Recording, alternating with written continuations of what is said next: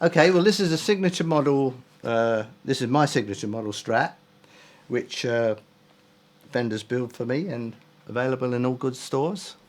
And the thing about that makes it individual to me is the fact that it's got a 50s neck pickup, or reissue 50s. That's a 60s reissue, and this is called the Texas Special, I think it's called. So that's a little bit higher gain. I use quite heavy strings. I'm tuned down a tone so that the strings are looser and I can use heavier strings. And I have a high action to get more sound out of it. And locking tuners, maple neck, jumbo frets. That's the combination of stuff. It's a 5-way switch on the pickups. And obviously based on a 70s model. Yeah, I chose to have a bigger headstock because I thought a bit more wood, you might get a bit more resonance.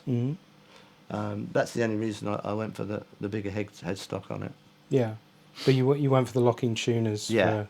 For just simplicity and. Yeah, with the whammy bar, you need all the help you can get, keep it in tune. Absolutely, yeah, absolutely.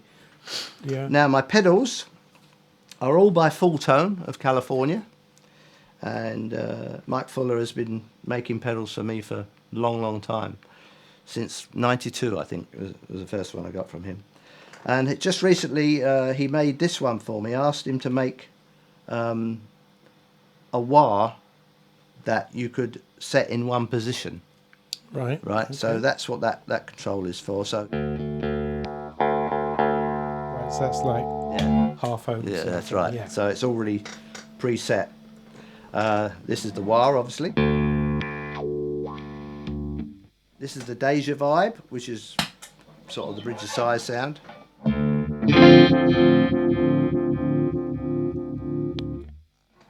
This is the Robin Trower Overdrive, signature Overdrive. That's been around for a while now. This is in actual fact the prototype, which is why the writing is all hand done on it. Okay. Yeah. And Fat Boost, which follows that. I was using an original full drive. That is that silver box there. Yeah. And so that was the basis. I because he knew how much I loved that sound. So he went on from there and he made one. It wasn't quite right, and he kept adapting it until I was happy with it, basically. So yeah.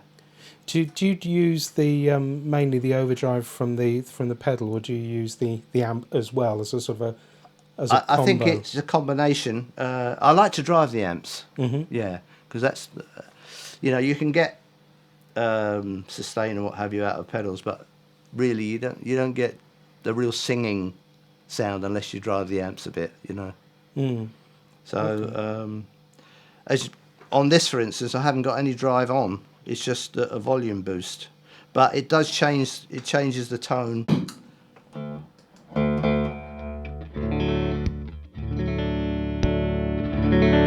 It gives it more thrust, as it were, a bit more middly. And then this one's another boost again, but that's not a overdrive. It's not a distortion pedal.